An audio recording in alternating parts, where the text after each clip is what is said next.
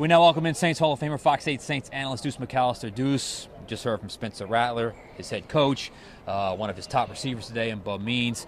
The rookie makes his first start at quarterback. Some high, some low, some good, some bad, kind of a tale of two halves. First off, what did you like from Spencer Rattler today? Well, I thought he had good command of the offense, and, he was able to distribute the football to a lot of different players. And, I think, overall it was a good start. But he's going to go back and look at that film, and he can say, man, I missed this, or I can get better on this. Let me get – I didn't think they had rhythm in certain times. And then, it's the mistakes, and not just he. I mean, offensively, when you look at it from an offensive standpoint. And so the adjustment that Tampa made at half was to take away the bootlegs and the rollouts, because that's where he was the best. And then from there, if I take away your one, do you understand and know where your second and third options are? And then the game just speeded up on him. Yeah, it did. And I thought, early on there were a couple of misses. He had some nice throws, but he had a couple of misses. He missed, I think, 2 to Shaheed, and he missed 1. It probably could have been a touchdown to Dallin Holker. Yeah. Where do you think his struggles came in the second half? To me, like you said, they took away the bootleg. It just felt like when purely in the pocket, he wasn't quite as comfortable. Well, and that was to be expected. I mean, because there was always going to be an extra guy. And it wasn't just so much a zone blitz. I was really surprised on, and it was really both teams, because I think it was Willie Gay who got a sack as well, on the second inserter. And what I mean by that is, once a tight end or back blocks, then the other linebacker or safety that's covering him, he green dogs. And so both teams got hit by that look. And, obviously Tampa was able to do it more because they were a lot more aggressive with the blitzes, and you knew they would be. And so for the Saints, man, you've got to figure some stuff out. And I don't want to say it's an easy fix, but the fundamentals of football, you've got to be able to pitch and catch, or throw and catch, and secure the football. I mean, and I know a lot of people are saying, well, the head-to-head hit to Chris Olave should have been called. If he's a defenseless receiver, you're going to get that call. But it's not like college where it's targeting immediately. And so, yes, the defender will get fined, but that's later on. And so Chris has got to squeeze that ball. Bud Means has to squeeze that football, even though they called the play incomplete pass. But guess what happened? After the play, there's a 15-yard penalty. It knocks you out of field goal range. And so some little small stuff. There was another motion penalty. Third time. Third time. A big play. Third time this year. It's back-to-back weeks. And it was on third down that Juwan makes a catch up the field. You can't take advantage of it because of the mistakes that you're making. And so that's just offense. Yeah. We'll get to the defense in a second here. But I wanted to go with Spencer's going to get another start. If it looks like Carr can't go on Thursday, and it certainly looks like it's going in that direction.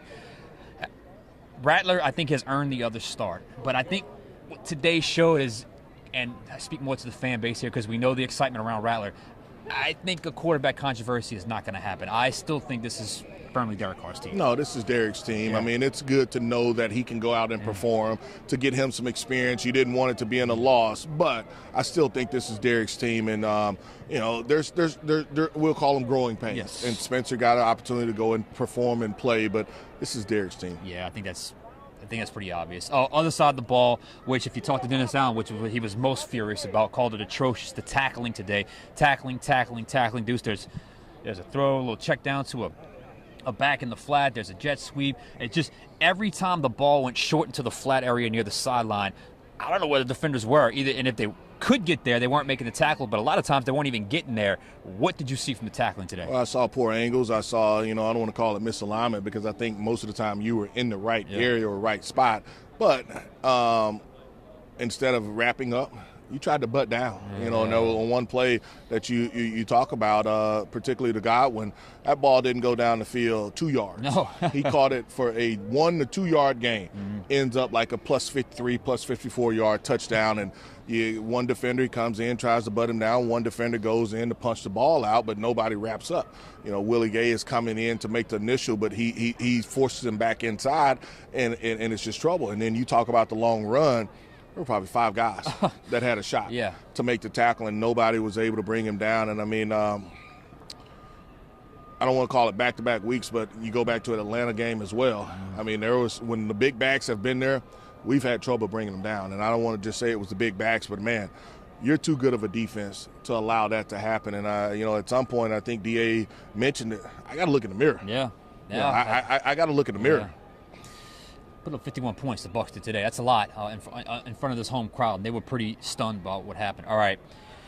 4 straight losses. A ton of injuries. Hopefully they get some of these guys back. You know who's coming to town on Thursday. You know they're going to want to win that game. They're 2-4. Deuce, how do you get out of this mess if you're a professional right now, a professional athlete or a coach right now? Things are not good. The vibes are not good. How do you get out of this mess right now? I want to see some leaders step up. That's what it's not. I mean, if you're going to lead, it's time for you to step up and lead. I mean, because if you're not willing to say it starts with me, then some of the guys that's getting opportunities, how they going to feel accountable? I mean, and so if I'm not going to hold myself accountable, it's tough from that standpoint. And so you could talk about, well, this player isn't player. Okay. Yeah. Everybody's kind of dealing with some of those injuries as well. At the end of the day, you've got to go out and make plays. And so if I'm getting the opportunity to play, man, I don't want to put bad film out there. I don't want to put bad film out there to say, this is what I expect or this is what's expected of me.